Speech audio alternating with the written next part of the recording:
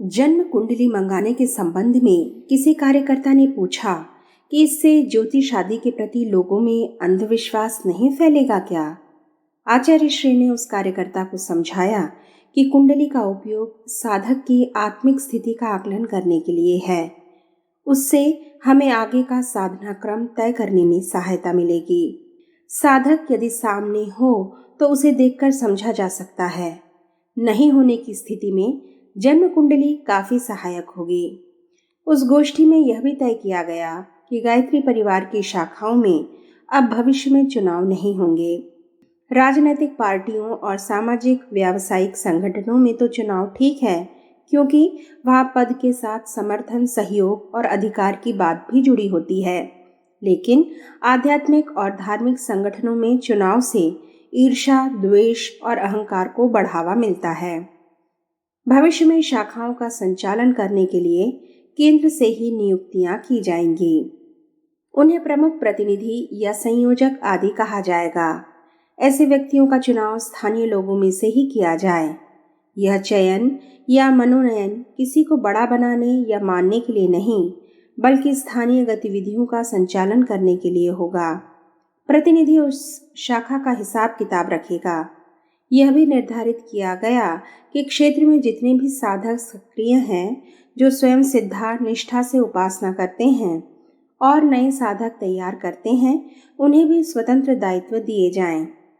ऐसे साधक कम से कम 10 साधक और बनाएं। वे साधक सप्ताह में एक दिन मिलकर अपने यहाँ गोष्ठी भी किया करें।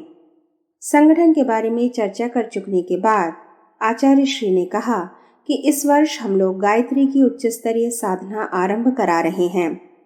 व्यक्तिगत स्तर पर कितने ही साधक आरंभ कर चुके हैं और बहुत से लोग वर्षों से कर भी रहे हैं, लेकिन अभियान की तरह यह एक व्यवस्थित आरंभ है। गायत्री तपोभूमि के कार्यकर्ता भी उस साधना का अनुशासन पालें। साधना का प्रारंभिक अनुशासन बहुत सरल था। उसके अनुसार सप्ताह में एक दिन अस्वाद व्रत और मौन संयम, स्वाध्याय और प्राणायाम का अभ्यास, इन 3 अनुशासनों को वे अन्न, प्राण और मनोमय कोश के द्वारों पर दस्तक की तरह बता रहे थे।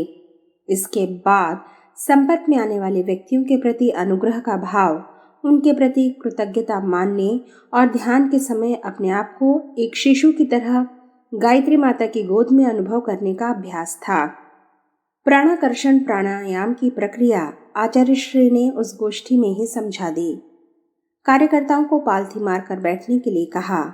उन्हें निर्देश दिया कि वे मन में प्रसन्नता का भाव लाएं और प्रतीति जगाएं कि अपने आसपास सफेद बादलों की तरह चारों ओर प्राण लहरा रहे हैं। नाक से गहरी सांस लें और भावना करें कि चारों ओर लहरा रहे प्राण अपने भीतर प्रवेश कर रहा है। फेफड़ों में, पेट में और अंग प्रत्यंगों में वह प्राण समा रहा है। शरीर का रेशा रेशा उस प्राण को पीकर पुष्ट हो रहा है। श्वास भीतर खींच लेने के बाद उसे भीतर ही रोके रहें और अनुभव करें कि सूखी मिट्टी पानी पीकर जिस तरह गीली होती है और एक आकार लेने लगती है, उसी तरह अपना अस्तित्व भी भीग रहा है। यह तरलता व्यक्तित्व को नया रूप देने के लिए तैयार कर रही है।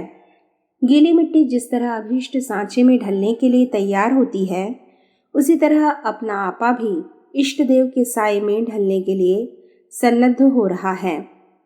जितनी देर रोकी जा सके उतनी देर सांस रोकने के बाद आचार्य श्री ने कार्यकर्ताओं को धीरे धीरे सांस बाहर निकालने के लिए कहा।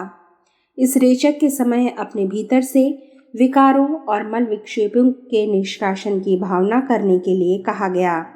विकार बहुत दूर तक चले गए हैं और उन्हें वापस नहीं आने देने के लिए द्वार बंद कर देना है। इस प्रक्रिया को आचार्य श्री ने प्राणाकर्षण प्राणायाम कहा था। संध्या आरंभ करने से पहले इस तरह के 3 प्राणायाम करने थे।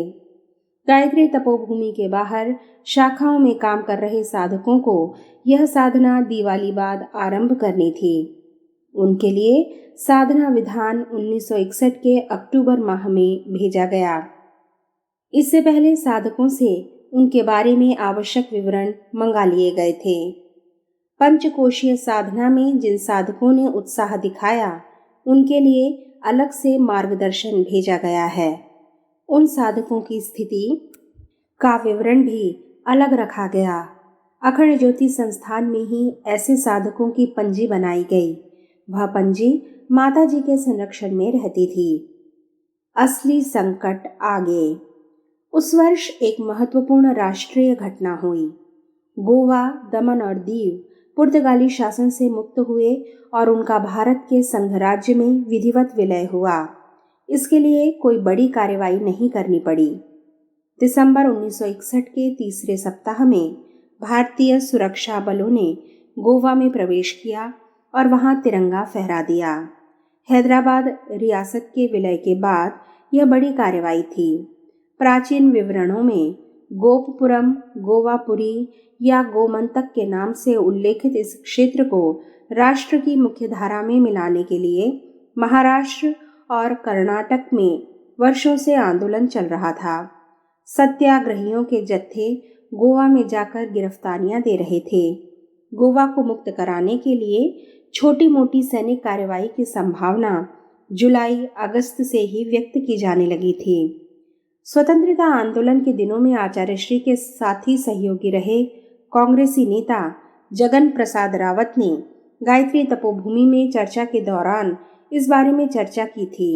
आचार्य श्री ने उस चर्चा में सहज ढंग से कहा था कि गोवा तो आसानी से मुक्त हो जाएगा, आप उस पर गर्व भी कर सकेंगे, लेकिन असली संकट आगे है।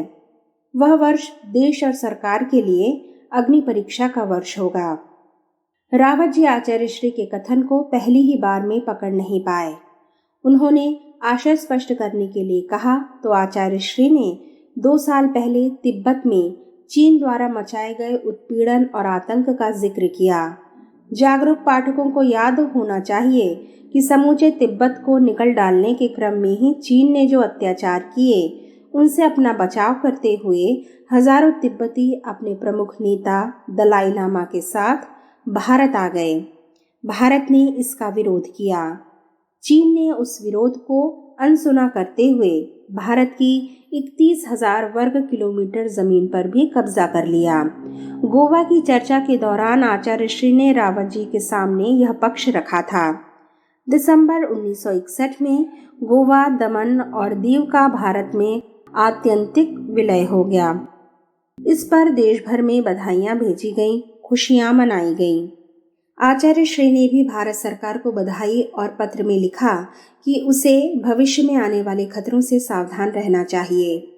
20 दिसंबर 1961 को आकाशवाणी और स्थानीय समाचार पत्रों के संवाददाताओं ने गोवा की फतह के बारे में आचार्य श्री की टिप्पणी मांगी।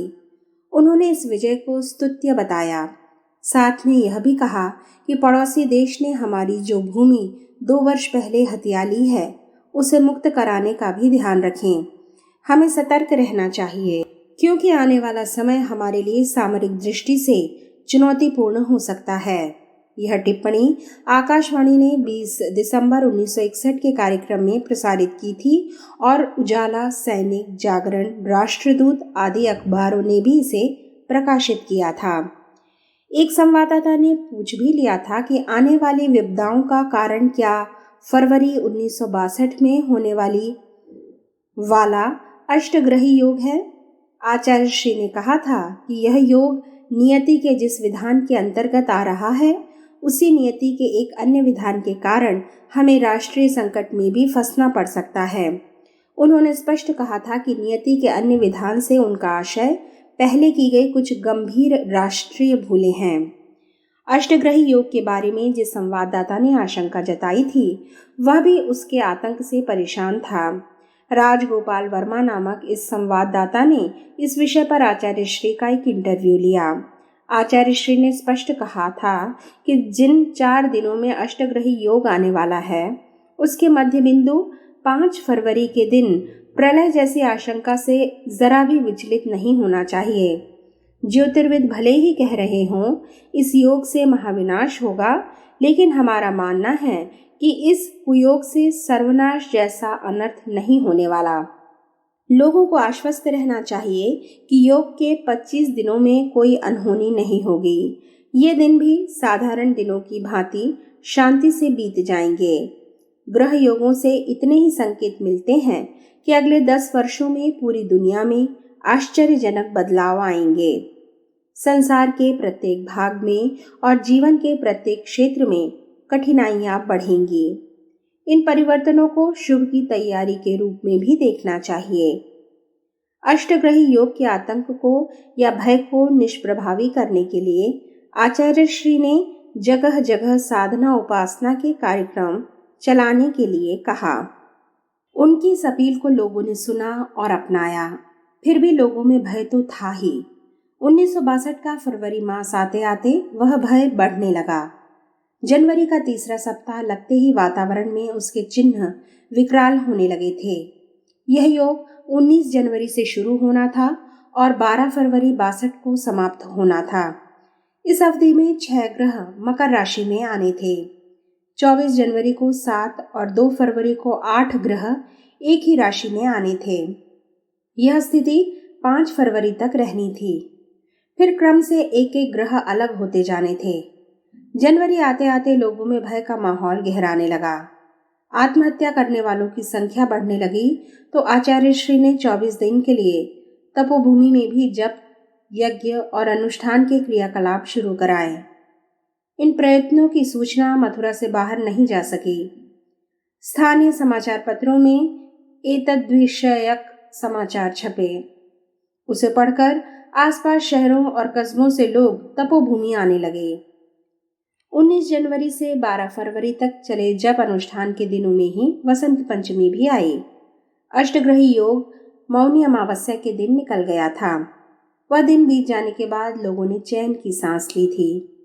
वह घड़ी तो बीत गई, लेकिन भय के वातावरण ने अनर्थ कर ही दिया। 5 फरवरी मौनी अमावस्या बीत जाने के अगले ही दिन ब्रजमंडल के संतों और मथुरा वृंदावन के प्रतिष्ठित नागरिकों ने आचार्य श्री से संपर्क किया। अगले या 3-4 के समूह में 6 फरवरी को तपोभूमि में इन लोगों का तांता लगा रहा। वे चैन की सांस लेते हुए प्रतीत हो रहे थे। आचार्य श्री ने उन लोगों से यही बात कही कि अष्टग्रही योग के परिणाम अभी नहीं, आने वाले वर्षों में दिखाई देंगे। किसी भी तरह के कुयोगों के परिणाम दुनिया को गेंद की तरह उछाल देने या पके हुए फल को तोड़कर पीस डालने जैसे कतई नहीं होते। सत्परिणाम भी तुरंत सामने नहीं आते। उनके लिए भी प्रतीक्षा करनी पड़ती है। शायद ज्यादा ही प्रतीक्षा करनी पड़ती है, क्योंकि सृजन की प्रक्रिया ध्वंस से ज्यादा जटिल और दीर्घ है। इस कारण भी उसके लिए कुछ ज्यादा प्रतीक्षा करना पड़ सकती है। परिवर्तन का संकेत। उपलब्ध स्थितियों के बारे में आचार्य श्री ने आगंतुक संतों और नागरिकों से यही विचार व्यक्त किया कि यह योग आने वाले दीर्घ काल तक चरितार्थ होने वाले परिवर्तनों को इंगित कर रहे हैं। आचार्य श्री के इन विश्लेषणों को स्थानीय नागरिकों ने भी गंभीरता से लिया। मौनी अमावस्या के बाद 12 फरवरी तक जगह जगह संकीर्तन और यज्ञ आदि कार्यक्रम चलते रहे। वसंत पंचमी 3 फरवरी को थी। उस दिन आचार्य श्री को प्रणाम करने के लिए गायत्री तपोभूमि में 500 से अधिक लोग आए थे। इस बार आगंतुकों की संख्या कम थी। शायद ज्यादातर कार्यकर्ता अपने क्षेत्र में ही लोगों का मनोबल बढ़ाने में लगे हुए थे। उसके लिए आध्यात्मिक गतिविधियां चला रहे थे। वसंत पंचमी की प्रातःकाल आचार्य श्री अखंड ज्योति संस्थान से जल्दी ही आ गए थे। यज्ञशाला में उन्होंने विशेष आहुतियां दी और वहीं साधकों ने जन्मदिन के प्रणाम किए। उस दिन माताजी भी साथ थीं। पूजा उपचार संपन्न हो जाने के बाद आचार्य श्री ने साधकों को संबोधित किया। उनका संदेश था कि हमें अब जप तप और साधना उपासना तक ही सीमित नहीं रह जाना है। समाज में सुखद बदलाव लाने के प्रयत्न भी करने हैं। पंचकोशीय साधना में बताया गया साधना क्रम आरंभ है। वह क्रम व्यक्तिगत जीवन में आगे बढ़ेगा। सामाजिक जीवन में सुधार और निर्माण की योजना भी उन्हीं दिनों आरंभ कर दी गई थी।